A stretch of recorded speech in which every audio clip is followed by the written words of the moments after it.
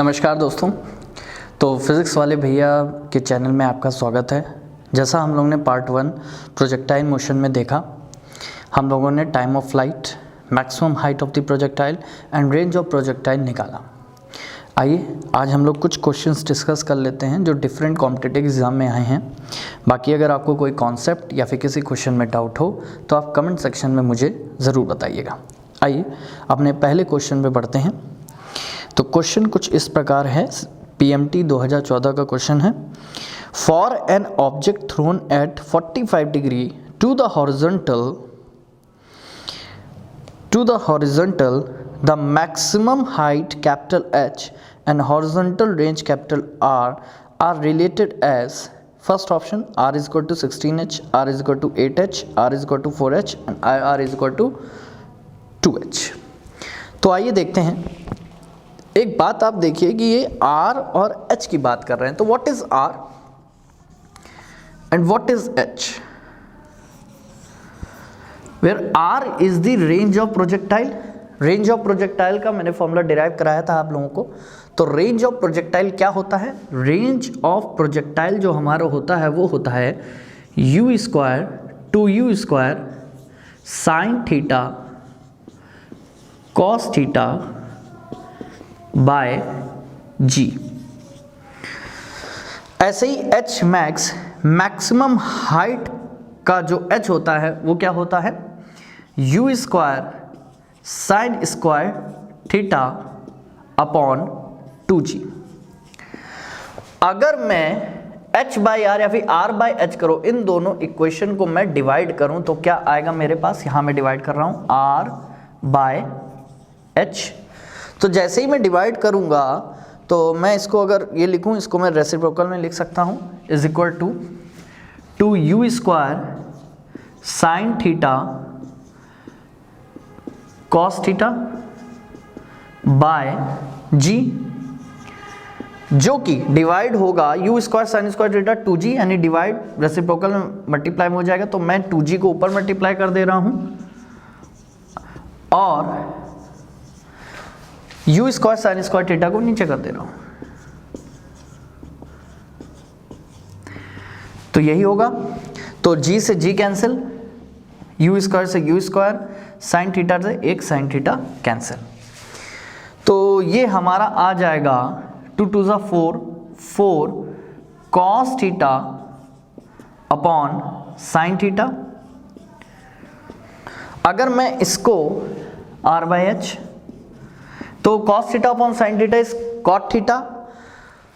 अगर मैं इसको इन्वर्स लिखूं, मतलब मैं अगर h बाई आर लिखूं तो ये क्या हो जाएगा? Sine theta upon cos theta into 4।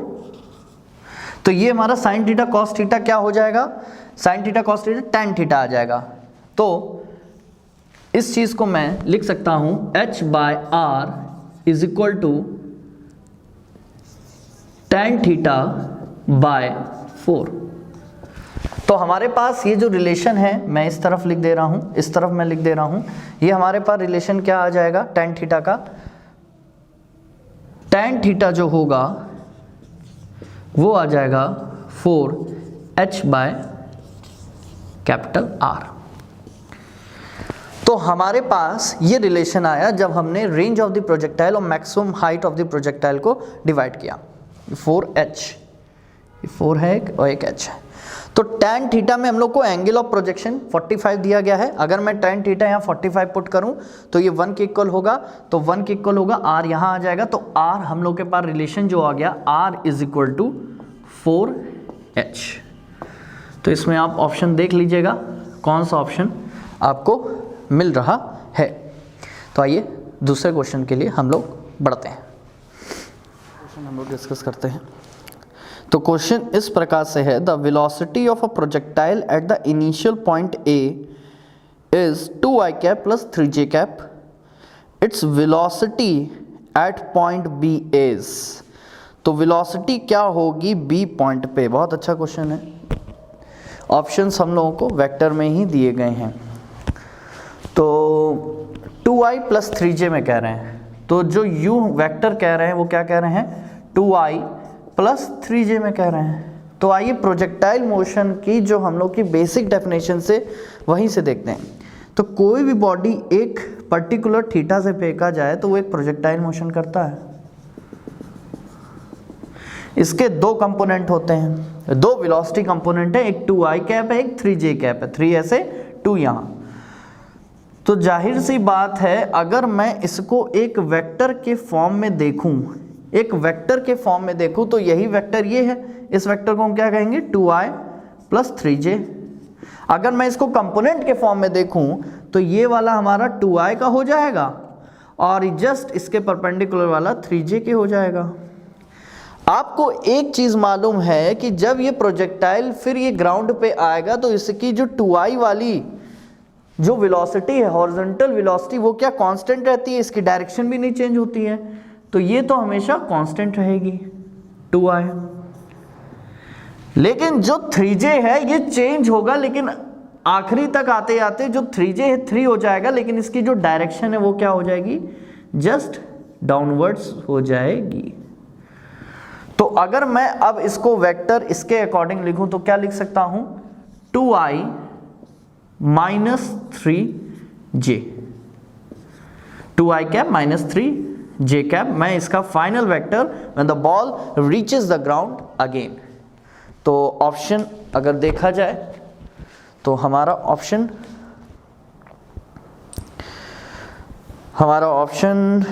C option सही है। तो इसका क्या आंसर होगा बेटा, सी, वहां मार्क कराएंगे। तो आइए अब और क्वेश्चंस को हम लोग डिस्कस करते हैं।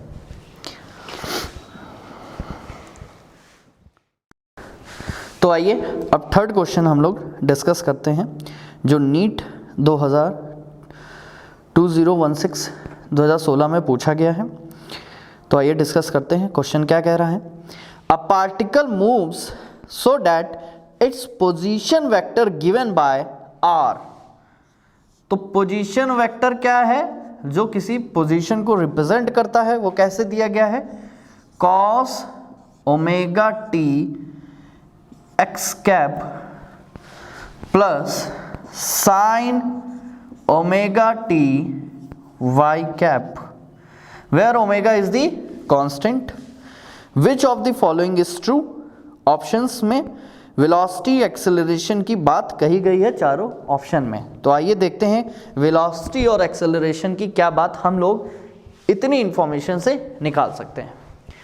तो जैसे ये r पोजीशन दी गई, अगर मैं इसका डिफरेंशिएशन लूं dr ओवर dt, तो ये मेरी क्या वेलोसिटी निकल के आ जाएगी। क्या निकल के आ जाएगी बच्चों, वेलोसिटी, क्योंकि differentiation of the displacement vector. तो इसी वेक्टर का अगर हम लोग डिफरेंशिएशन कर दें विद रिस्पेक्ट टू t, तो हमें यहाँ क्या वेलोसिटी वेक्टर मिल जाएगा। आइए देखते हैं करके। cos ओमेगा t का डिफरेंशिएशन, cos x का डिफरेंशिएशन sin x, तो sin ओमेगा t जो अंदर का होगा उसका भी एक डिफरेंशिएशन करेंगे, तो ओमेगा t का डिफरेंशिएशन क्या होगा, ओमेगा, वो बाहर मल्टीप्लाई हो जाएगा। इसी को हम लोग चेन रूल कहते हैं। क्या किया, इसको एक माना तो cos x की फॉर्म में बन गया, तो cos x का हो जाएगा sin x, ओमेगा t लिख दिया, फिर x को डिफरेंशिएट किया विद रिस्पेक्ट टू t, तो उसका जो ओमेगा आया वो हमने मल्टीप्लाई कर दिया। दैट्स अ चेन रूल, ये डिफरेंशिएशन की प्रॉपर्टी होती है। x कैप ये तो लिखेंगे ही, फिर sin ओमेगा t को वैसे करेंगे, sin x का क्या होता है, तो यहाँ हो जाएगा cos omega t, omega t का ओमेगा बाहर मल्टीप्लाई हो जाएगा कैप। तो ये हमें v मिल गया, ये हमें क्या मिल गया, v मिल गया। अगर मैं इसी को दोबारा डिफरेंशिएट कर दूं, यानी dv ओवर dt कर दूं, तो मुझे एक्सेलरेशन मिल जाएगा, डिफरेंशिएशन ऑफ वेलोसिटी। तो फिर मैं अगर इसको डिफरेंशिएट करूंगा तो sin ओमेगा t का cos ओमेगा t, तो ओमेगा sin ओमेगा t का cos ओमेगा t, लेकिन यही ओमेगा, एक ओमेगा फिर से वही डिफरेंशिएट, एक ओमेगा निकल आएगा जो कि यहाँ स्क्वायर कर देगा। आप समझ पा रहे हो, sin ओमेगा t का cos ओमेगा t, और फिर उसका ओमेगा t ओमेगा निकल आएगा, इससे मल्टीप्लाई होकर ओमेगा स्क्वायर हो जाएगा x cap, plus cos omega t का क्या होगा, cos ओमेगा t का, अच्छा यहाँ मैं माइनस लिखना भूल गया, यहाँ माइनस भी होगा, इक्वल टू माइनस, क्योंकि कॉस का तो माइनस साइन एक्स आता है, ऐसे ही कॉस का यहाँ भी माइनस साइन एक्स आएगा, लेकिन यहाँ हम लोग क्या लिखेंगे माइनस, ये क्या हो जाएगा sine omega T Y cap, omega यहाँ ओमेगा स्क्वायर हो जाएगा। ठीक बात। तो हमारे पास दो रिलेशन आ गए वी और ए को। अब हमें इनको और इनको जज करना है और ऑप्शंस को देखना है क्या उसमें पूछ रहे हैं। तो अगर मैं इसको कॉमन ले लूं ओमेगा स्क्वायर, और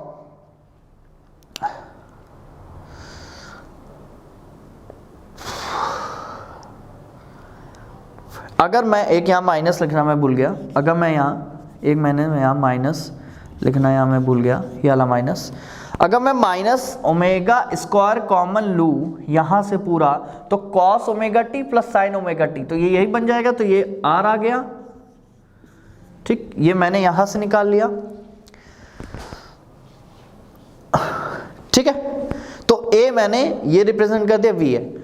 मैं आर और वी में अगर देखना चाहता हूं क्या ये परपेंडिकुलर है आपस में, तो आपको मालूम है वेक्टर में, आपको मालूम है वेक्टर में डॉट प्रोडक्ट, क्या dot product A dot B अगर जीरो है तो ये दोनों आपस में क्या है परपेंडिकुलर है, A is perpendicular to B. अगर V और R का डॉट प्रोडक्ट अगर जीरो आता है, यानी V और R are the perpendicular vector, तो हम इनका डॉट प्रोडक्ट लेंगे। अगर मैं सीधे लूं, ये हो जाएगा हमारा 1 हो जाएगा, ये अगर ये हमारा निगेटिव साइन में है omega sine omega T cos omega T plus omega cos omega T sign omega T, तो आप इसका डॉट प्रोडक्ट क्या जीरो आ रहा है, तो R डॉट V हमारा क्या हो रहा है जीरो आ रहा है। अगर इसमें दिक्कत हो तो मैं अभी कमेंट सेक्शन में बताइएगा कि कैसे डॉट प्रोडक्ट लेते हैं, तो वहाँ मैं आपके लिए एक वीडियो आपको मैं भेज दूंगा, लिंक उसका भेज दूंगा कि डॉट प्रोडक्ट कैसे लिखते हैं। तो R dot V is zero, यानी कि R is perpendicular to the V। ये एक रिलेशन आ गया। दूसरा रिलेशन ये आया कि R हमारा रिप्रेजेंटेशन R का कैसे होगा। अगर मैं P पॉइंट लूं, R का रिप्रेजेंटेशन ऐसे होगा, तो R इस साइड है, इसके जस्ट निगेटिव A है, क्योंकि ओमेगा स्क्वायर R इसके क्या है माइनस R है। अगर मैं इसको लिखना चाहूं ओमेगा स्क्वायर माइनस R, तो ये क्या है इनवर्ड है, टुवर्ड्स द ओरिजिन है, तो A will be towards the origin and R is perpendicular to the V। तो आइए ऑप्शंस देखते हैं कौन सा हम लोग का ऑप्शन मैच कर रहा है। तो वेलोसिटी एक्सेलरेशन बहुत पहले गलत बात है, पहला ऑप्शन नहीं होगा। दूसरा क्या है, velocity is perpendicular to the R, velocity is perpendicular to the R and acceleration is directed towards the origin, and acceleration is directed towards the origin, क्योंकि ये निगेटिव है आर के, तो इसका जो ये आर ये बन रहा था, ए का हमारा जस्ट इसके टुवर्ड्स बन जाएगा।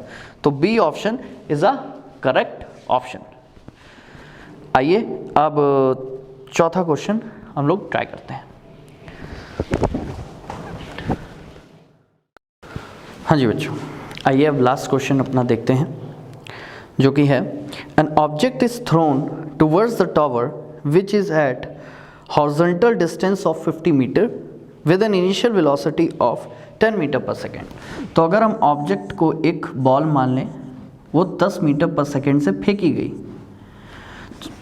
गई एक टावर के पास, जो कि 50 मीटर दूर था उस ऑब्जेक्ट से। एंगल क्या फेंका गया 30 डिग्री दिया गया है, क्या दिया गया है एंगल 30 डिग्री एंगल दिया गया है। अब कह रहे हैं the object hits the tower, इस ऑब्जेक्ट ने यहाँ इसको हिट किया। The height from the bottom of the tower where the object hits the tower is, तो ये अगर मैं एक h डैश हाइट मान लूं जो बॉल हिट करेगी टावर को, ये हमें निकालना है। तो सबसे पहले अगर हम इस क्वेश्चन में देखें तो हमें रेंज गिवन है कि ये कब यहां इससे टकराएगा। उस रेंज से हम वो टाइम निकाल सकते हैं कि कब ये कोलिजन टकराने का टावर और बॉल में हुआ या ऑब्जेक्ट और टावर में हुआ, वो टाइम हम यहाँ निकाल सकते हैं। फिर हमें ये एच डैश निकालना है। इस एच डैश पे फिर हम वर्क करते हैं कि एच डैश को हम लोग कैसे निकालेंगे। तो आइए देखते हैं, पहले ये टाइम निकालते हैं। तो रेंज हमारा क्या होता है, u, इसके लिए क्या होगा u cos थीटा यानी कि 10 cos 30, 10 cos 30 into time. Range हमारी 50 दी गई है, ये 10 है, cos 30 आप सबको मालूम है क्या होता है, √3/2 इंटू टाइम। तो टाइम ये कितना होगा, 5 होगा, 10/√3 सेकेंड्स हमारा टाइम आया जब ये हिट करेगा, यानी कि 50 मीटर तक आएगा तभी ये यहाँ हिट करेगा, जाहिर सी बात है। तो 10/√3 टाइम आया। अब इसी टाइम पे हम h हाइट निकाल सकते हैं। अगर मैं h डैश हाइट की बात करूं तो मैं इसके लिए जिम्मेदार कौन है, हमारा वर्टिकल वेलोसिटी जिम्मेदार है। तो वर्टिकल वेलोसिटी को अगर लेके हम h डैश निकालना चाहें तो sy क्या होता था formula, sy is equal to uy/t plus half ay/t²। यहाँ sy हमारा h डैश है, uy क्या है, u sin 30 यानी कि u हमारा है 10 इंटू साइन 30 क्या है, साइन 30 टाइम क्या आया हमारा 10/√3। इसी टाइम पे हमें चाहिए एस डैश, तभी तो इसने हिट किया होगा, कहते तो 50 मीटर कवर किया होगा, वही हमने टाइम निकाला। प्लस हाफ ay क्या है -10, आप सब जानते हैं। t² क्या होगा 10/√3 का स्क्वायर, 10² और √3 का स्क्वायर। तो अब हम इसको सॉल्व करेंगे। आइए देखते हैं आगे क्या हम लोग को रिजल्ट मिलता है। तो हमारे पास h डैश जो आया वो क्या आएगा 10/1 यानी कि 1/2, तो ये हो जाएगा 550/√3, ये हो जाएगा -5 एंड दिस विल 100, तो दिस इज 5 एंड 500/3। तो ये हम लोग का आया।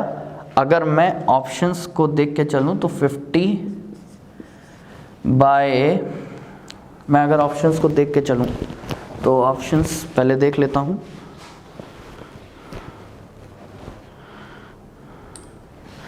तो यहाँ 50/√3 अगर मैं कॉमन ले लूँ तो देखते हैं 50/√3 अगर मैं कॉमन ले लूँ तो यहाँ क्या आएगा 1 - 10 यहाँ √3, तो यहाँ √3 बचेगा मीटर।